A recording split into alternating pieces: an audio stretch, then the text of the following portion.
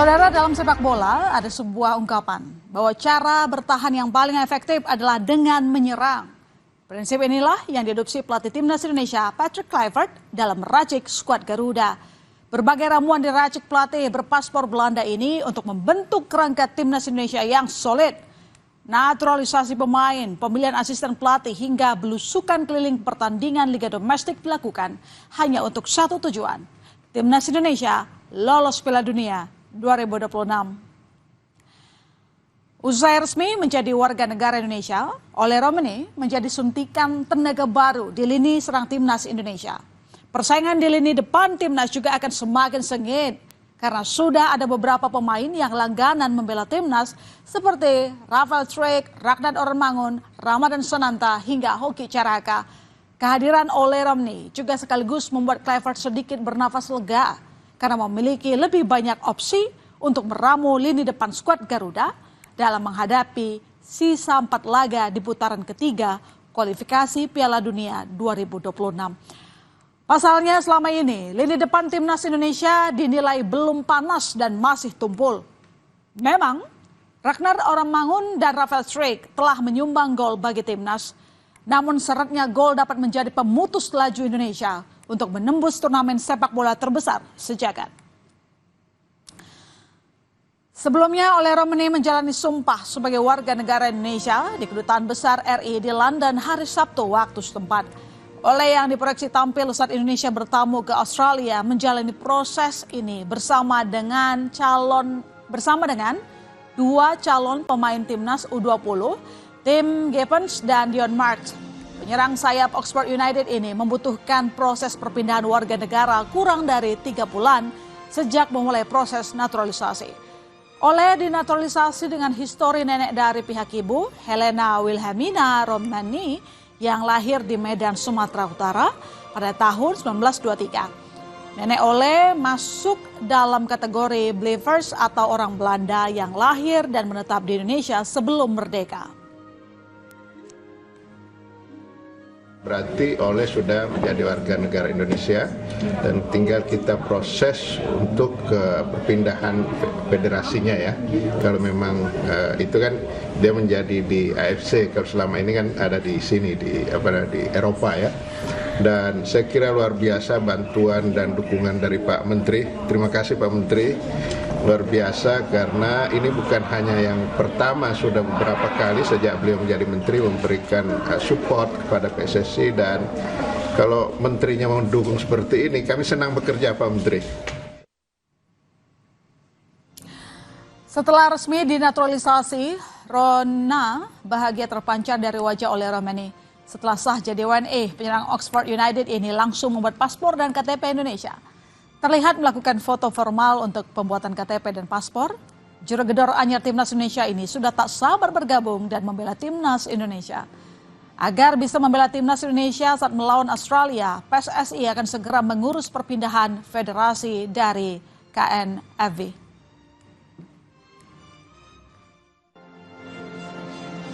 Can't wait to play for all the fans, all the other people, and make an impact. Yes, of course, I want to say thank you to the President of Indonesia for making everything possible. It's really an honor to play for such a big country, and can't wait to play for all the fans, all the other people, and make an impact. Beberapa pemain keturunan masih terus diburu dan dibujuk untuk dinaturalisasi. Usai proses naturalisasi, Ole Romani rampung. Berikutnya adalah Jairo Redwold. Sampai saat ini, proses naturalisasi Jairo masih terus berjalan. Pada Patrick Kluivert saat awal diperkenalkan menjadi pelatih timnas pada Januari lalu, mengaku sudah membuka komunikasi dengan Jairo. Kluivert juga menegaskan, Jairo hanya salah satu pemain yang dia dekati dan kemungkinan akan ada lebih banyak yang bisa dinaturalisasi. Speaking with a few players who can be naturalized to Indonesian passport and everything, so I don't know if I need to say a name, but I am busy with it. I can say one name perhaps, it's Jairo Ridwan. Speaking with him, and we're trying to get him naturalized as soon as possible. Ya, selain nama Jaro tadi, ada sejumlah nama pemain keturunan Indonesia yang dirumorkan bakal jadi target PSSI untuk dinaturalisasi. Salah satunya adalah Ian Maatsen, bek muda berbakat ini digadang-gadang bisa membela timnas Indonesia. Ian memiliki darah Indonesia dari sang ibu yang berasal dari Pulau Jawa.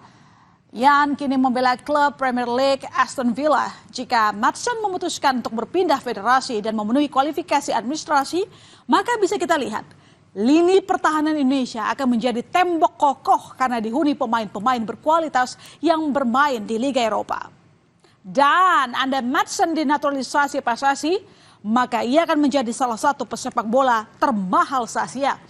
Karena menurut Transfer Market, harga pasar dari mantan pemain Borussia Dortmund ini mencapai 40 juta euro atau sebesar 695 miliar rupiah.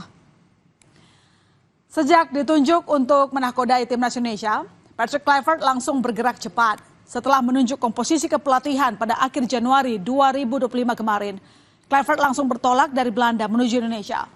Kluivert bersama sejumlah asistennya langsung menonton sejumlah pertandingan di Liga 1. Tujuannya bukan lain yakni memantau para pemain di Liga 1. Pada 8 Februari 2022, Patrick Kluivert dan sejumlah asisten pelatihnya, Gerard van den Berg, kemudian Alex Pastoor hingga Denny Lansat mendatangi Stadion Pakansari untuk menyaksikan pertandingan Dewa United melawan Persija. Mereka ternyata juga ditemani oleh Ketua Umum PSSI, Erick Thohir. Dalam pertandingan ini, Kluivert memantau beberapa pemain Dewa United dan Persija yang masuk timnas Indonesia, seperti Egy Maulana Fikri, Rege Kambuaya, Rizky Ridho, dan Muhammad Ferrari.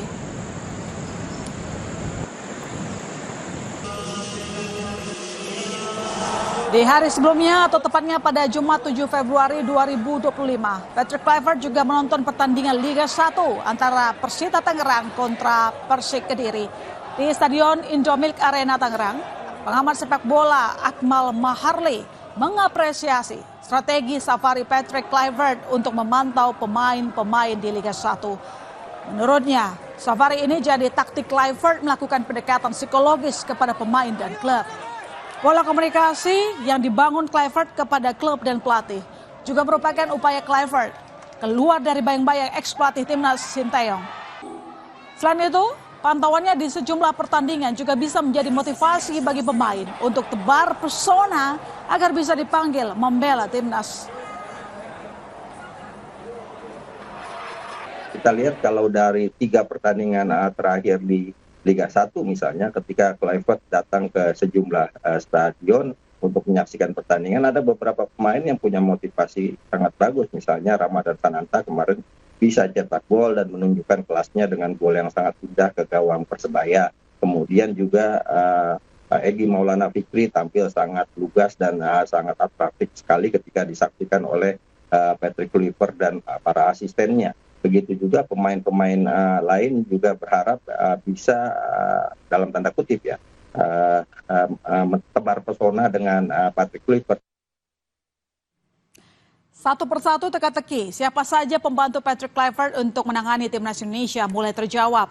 Terbaru, Sjoerd Woedenberg ditunjuk sebagai pelatih kiper timnas. Mantan pelatih kiper Dewa United ini bekerja membantu Patrick Kluivert menangani skuad Merah Putih.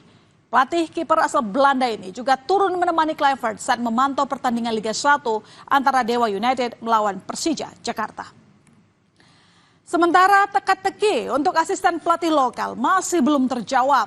Sampai saat ini belum ada nama asisten pelatih lokal yang ditunjuk untuk bergabung dalam staf kepelatihan di timnas bersama Patrick Kluivert. Sampai saat ini saudara, ada 5 pelatih lokal yang melakukan wawancara dengan Patrick Kluivert. Kelima nama tersebut yakni Kurniawan Dwi Yulianto, Bima Sakti, Eko Purjanto, Zulkifli Syukur, dan terakhir Andika Mulia Pratomo. Kelima nama yang melakukan wawancara ini bukan orang biasa dalam kepelatihan karena mereka telah memiliki lisensi kepelatihan AFC. Kepala Badan Tim Nasional Sumarji menyebut nantinya PSSI yang akan mengumumkan nama asisten pelatih yang akan bergabung di staf kepelatihan Patrick Kluivert.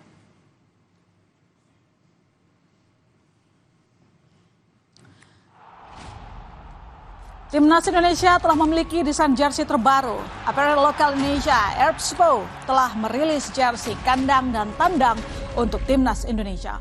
Jersey Timnas Indonesia terbaru ini mengangkat tema Indonesia Pusaka. Saat jersey ini diperkenalkan ke publik, banyak respons positif dari para pemain dan warganet. Mereka menilai jersey ini lebih baik dibandingkan jersey keluaran sebelumnya.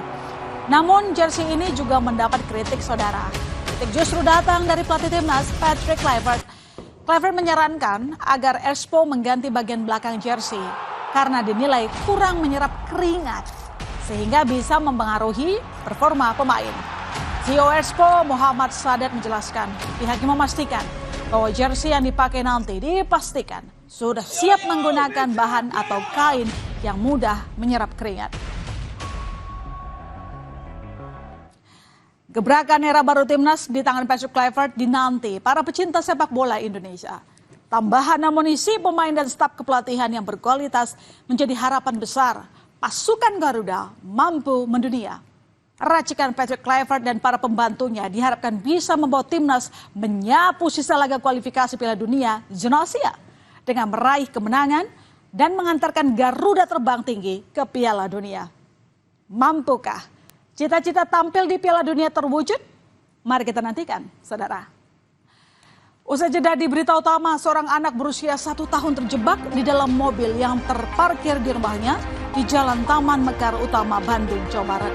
Berita utama akan kembali usai jeda.